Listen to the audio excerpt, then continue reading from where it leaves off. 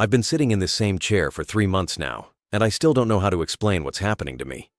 The fluorescent light above Dan's desk flickers occasionally, casting shadows that dance across his patient face as he waits for me to find the words. Today feels different though. Today I might actually say what I came here to say. If this story hits you, drop a heart in the comments. My name is Eric, and I'm 24 years old. I work at a marketing firm downtown, live in a decent apartment with my roommate, and by all accounts I should be happy. But for the past 6 months, I've been walking around with this weight in my chest that I can't shake. It's not depression exactly, though Dan initially thought it might be. It's more like I'm carrying a secret that's too big for my body, and every day it gets heavier. The first time I mentioned him, I was vague. I told Dan about this person who had been on my mind constantly, someone I couldn't stop thinking about no matter how hard I tried. I remember Dan nodding and asking if I'd been feeling isolated lately, if maybe I was just craving connection. He suggested I try to meet new people, maybe join a club or start dating again. I nodded and agreed, but even then I knew he was missing something fundamental. The person I can't stop thinking about isn't some abstract concept of companionship. He's real, and he's specific, and he's completely turned my world upside down without even knowing it. His name is Marcus, and he started working at my company in January. I remember the day he walked into our Monday morning meeting, all confident smile and easy charm, shaking hands with everyone like he'd known us for years. He's tall, maybe 6'2", with dark hair that he's always running his fingers through when he's concentrating. His eyes are this warm brown that seems to light up when he laughs, which is often. He has this way of making everyone around him feel like they're the most interesting person in the room. I noticed all of this immediately, which should have been my first clue that something was different. I'd worked with plenty of people over the years, men and women, and I'd never cataloged someone's features like I was trying to memorize them. But with Marcus, I couldn't help myself. I found myself looking forward to meetings just to see him, volunteering for projects he was on, taking longer routes through the office that would lead me past his desk. For weeks, I convinced myself it was just admiration. He was good at his job, funny, easy to be around. Of course, I'd want to be friends with someone like that. But then came the dreams. They started innocent enough. We'd be working late on a project or grabbing coffee, normal colleague stuff, but gradually they became more intimate. Not sexual exactly, but emotionally charged in a way that left me waking up with my heart racing and a longing I couldn't name. In the dreams, we'd talk for hours about everything and nothing. He'd look at me with those warm brown eyes, and I'd feel this overwhelming sense of rightness, like I was exactly where I was supposed to be. I'd wake up confused and slightly panicked, trying to shake off the feeling that I was missing something important. During the day, I'd catch myself watching him across the office, wondering what he was thinking, what he did on weekends, whether he ever thought about me when he wasn't at work. The wondering became a constant background hum in my life, present even when I was doing completely unrelated things. That's when I decided to start seeing Dan. I told him I was feeling anxious and unfocused, that I was having trouble concentrating at work. All of which was true technically. I just didn't mention the cause. Dan is a good counselor. He's probably in his early 40s, with graying hair and kind eyes behind wire-rimmed glasses. He has this way of listening that makes you feel heard without being judged. His office is warm and comfortable, filled with books and plants, the kind of space that invites honesty, which is probably why it took me so long to be honest with him. For the first few sessions, we talked around the edges of things. I mentioned feeling distracted at work, having trouble sleeping, experiencing what I vaguely described as intrusive thoughts. Dan asked gentle questions about my stress levels, my social life, my family relationships. We talked about coping mechanisms and relaxation techniques. He gave me breathing exercises and suggested I try journaling. None of it helped because none of it addressed the real issue. How could I explain that I was falling apart because I couldn't stop thinking about a male coworker? How could I tell him that I'd started volunteering for overtime just to spend more time in the same building as Marcus? Or that I'd memorized his coffee order and sometimes bought him his favorite drink just to see him smile? The breakthrough came about 6 weeks into our sessions. I'd had another one of those dreams, this one more vivid than usual. In it, Marcus and I were sitting in his car after work, rain pattering against the windows. We were talking about something serious. I couldn't remember what, and then suddenly he reached over and touched my hand. Just a simple touch, nothing dramatic, but the feeling of connection was so intense that I woke up gasping. I spent the entire day at work in a daze, hyper-aware of every interaction with Marcus. When he smiled at me during our afternoon meeting, I felt my cheeks burn. When he asked if I wanted to grab lunch, I made some excuse about being too busy, even though I desperately wanted to say yes. I was terrified that if I spent time alone with him, I'd somehow give away the depth of my feelings. That evening in Dan's office, I finally cracked. I was sitting in my usual spot, fidgeting with the sleeve of my sweater, when Dan asked his standard opening question about how my week had been. Instead of my usual non-committal response, I found myself saying, "I think I might be losing my mind." Dan leaned forward slightly, his expression concerned but not alarmed. "What makes you feel that way?" And then it all came pouring out. Not everything, not yet, but enough to finally give him a real picture of what I was dealing with. I told him about the constant preoccupation, the dreams, the way I'd started organizing my entire day around the possibility of brief interactions with this person. I told him about the physical symptoms too, the way my heart would race when I saw him, the way I'd lose my appetite when he wasn't at work, the way I'd started checking his social media obsessively, even though we weren't even connected on any platforms. Dan listened without interruption, occasionally nodding or making small, encouraging sounds. When I finished, he was quiet for a long moment before asking, "This person you can't stop thinking about. Can you tell me more about them?" I realized I'd been carefully avoiding pronouns throughout my entire explanation. "It's someone from work," I said carefully. "Someone I've gotten to know over the past few months." "Are you attracted to this person?" The question hung in the air between us like a challenge. I felt my face flush hot, and I stared down at my hands. "I don't know," I whispered, which was both true and a complete lie. I knew exactly what I was feeling. I just didn't know what to do with it. Dan's voice was gentle when he spoke again. "Eric, there's nothing wrong with developing feelings for someone. It's one of the most human experiences there is, but it sounds like these feelings are causing you significant distress." "It's complicated," I said, still not looking up. "Most feelings are. Can you help me understand what makes this situation particularly complicated for you?" I took a deep breath. This was the moment I'd been both dreading and hoping for since I'd started therapy. "The person is a man," I said quietly, "and I've never felt this way about a man before." The silence that followed wasn't uncomfortable exactly, but it was loaded with significance. I finally looked up to find Dan watching me with the same patient, kind expression he always had. No shock, no judgment, just professional curiosity. "How does that feel to say out loud?" he asked. "Terrifying," I admitted, "but also kind of relieving." Dan nodded. "Sexual and romantic identity can be fluid, Eric. There's no timeline for self-discovery, no age limit on understanding new aspects of yourself. What you're experiencing might be confusing, but it's not abnormal." We spent the rest of that session unpacking what I'd revealed. Dan asked thoughtful questions about my past relationships, my family background, my fears about what these feelings might mean. He didn't try to label me or push me toward any particular conclusion. Instead, he created space for me to explore this new territory at my own pace. I left that session feeling lighter than I had in months.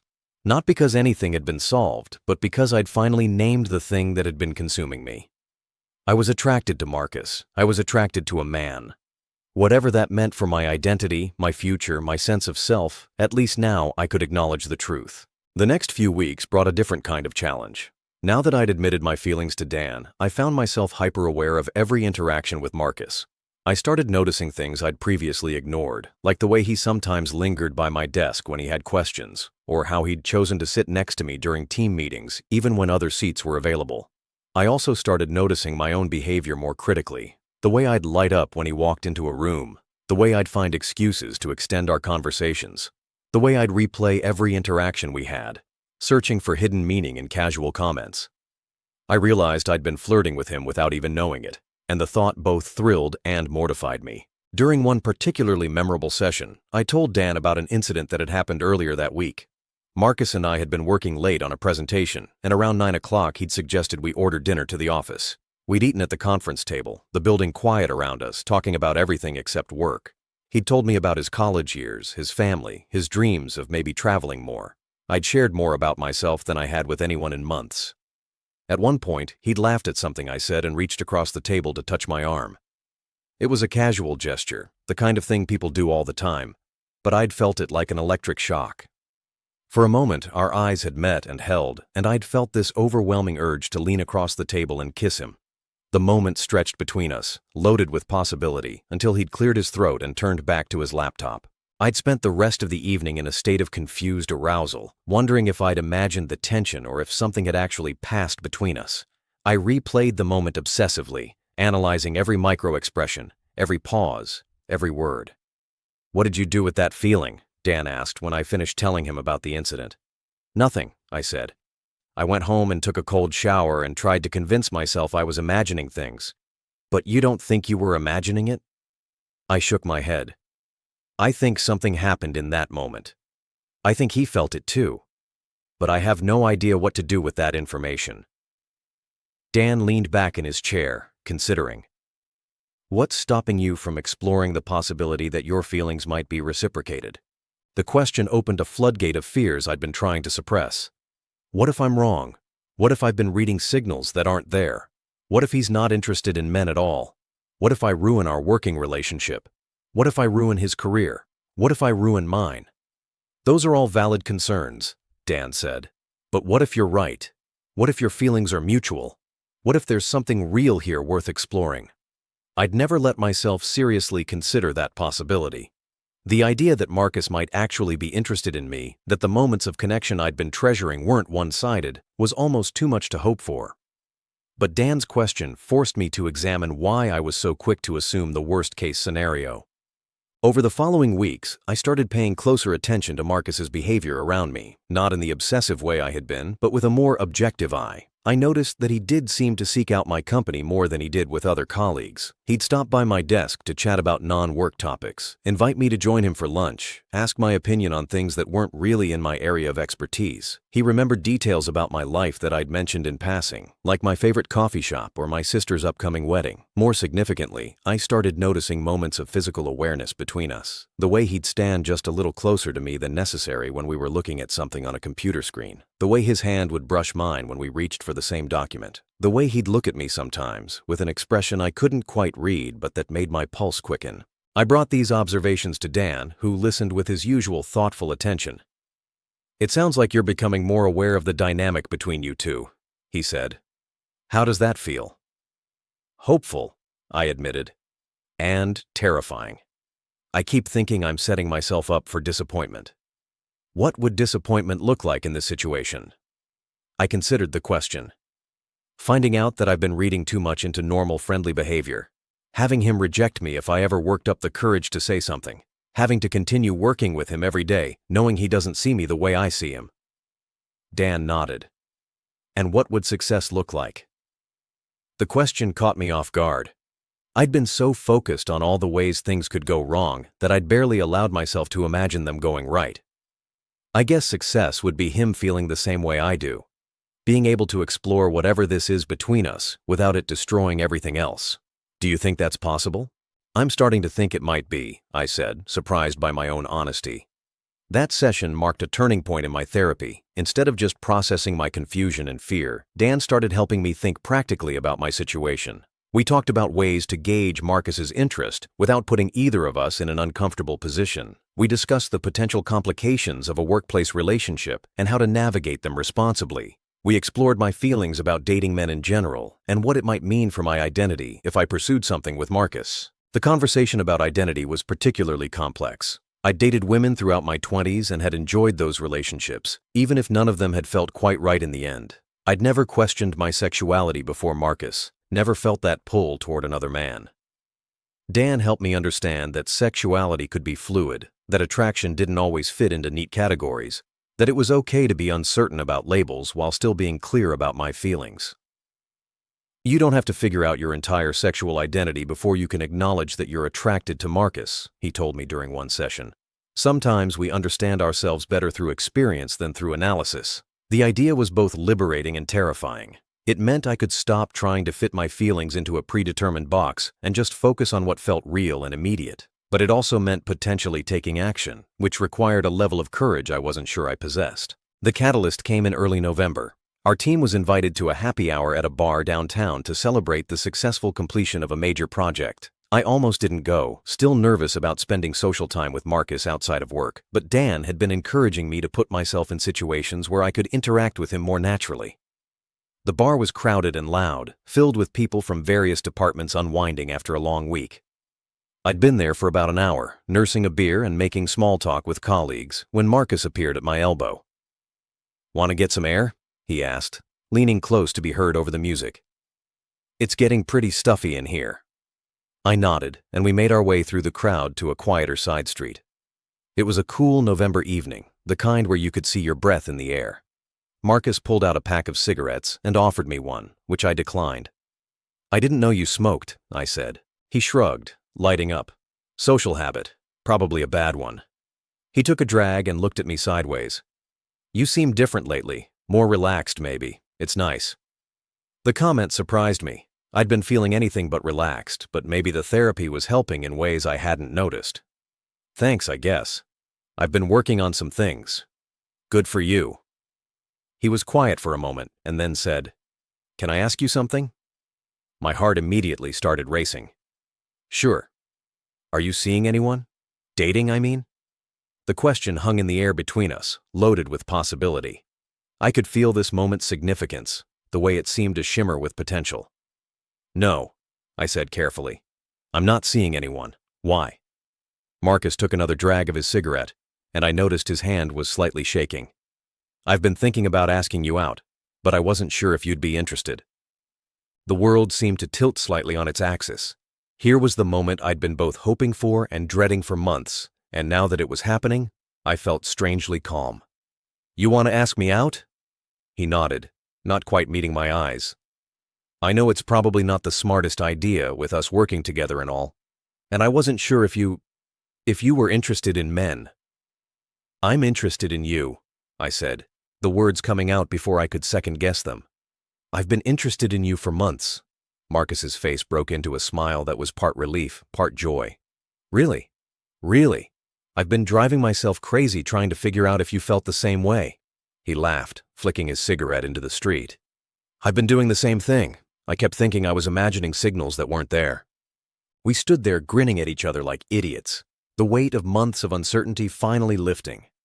I felt giddy with relief and anticipation, like I'd been holding my breath for half a year and could finally exhale. "So," Marcus said eventually, "would you like to go out with me? Maybe dinner this weekend?" "I'd love that," I said, and meant it completely. He stepped closer, and for a moment, I thought he might kiss me right there on the sidewalk.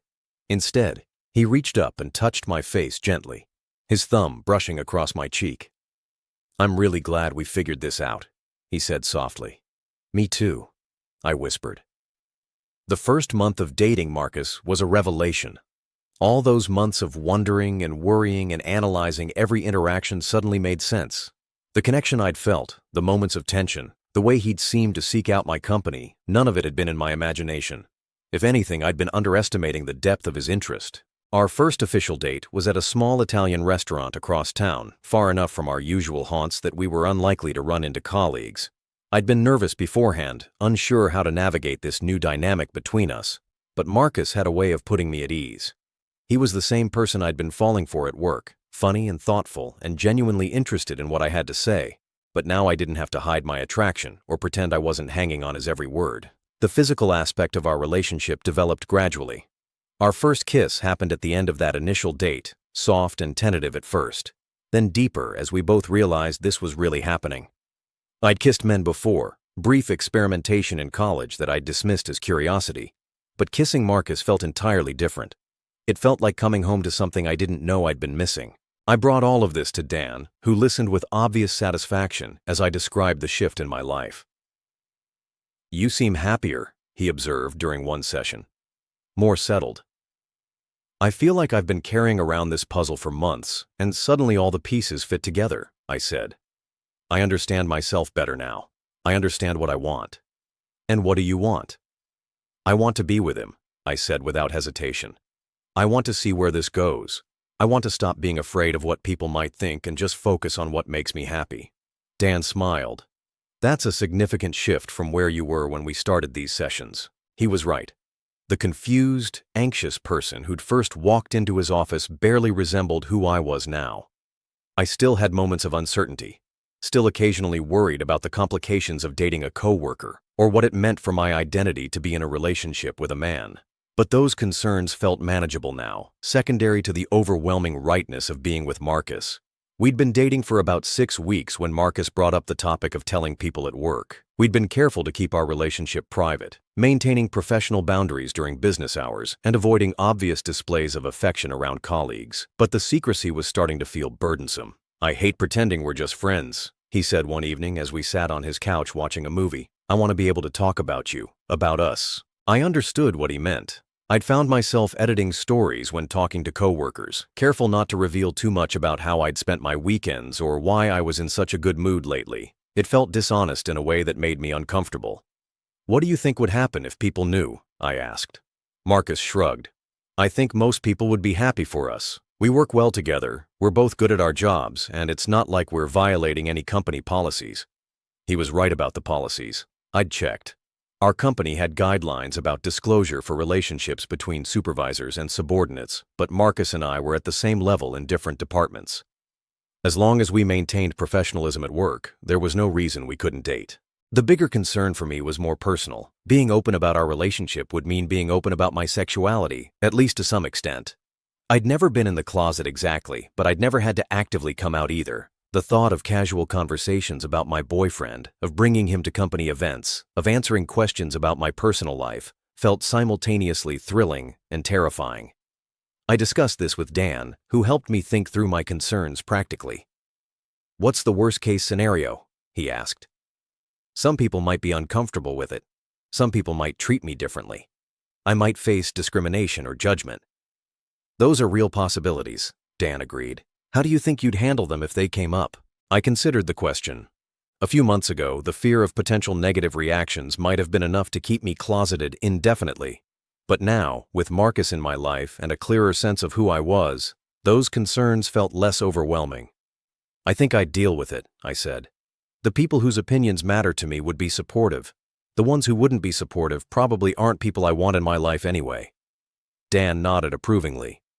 "That sounds like a healthy perspective."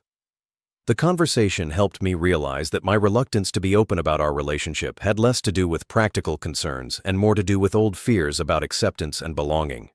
I was afraid of being seen as different, of having my relationship scrutinized in ways that heterosexual couples didn't have to worry about. But I was also tired of hiding something that made me happy. Marcus and I decided to start small. We began mentioning each other more naturally in conversation, stopped being quite so careful about maintaining distance at work events, started having lunch together more regularly. It wasn't a dramatic announcement, just a gradual shift toward authenticity. The response was largely positive. A few colleagues made comments that suggested they'd suspected something was going on between us, but most people seemed genuinely happy for us. Our boss, when we finally told her directly, was supportive and professional. She reminded us about maintaining appropriate boundaries at work, but made it clear that she had no concerns about our relationship affecting our performance.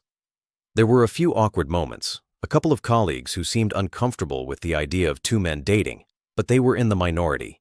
Most people were either supportive or indifferent, and those who weren't kept their opinions to themselves. As winter turned to spring, I found myself reflecting on how much had changed in the span of a year.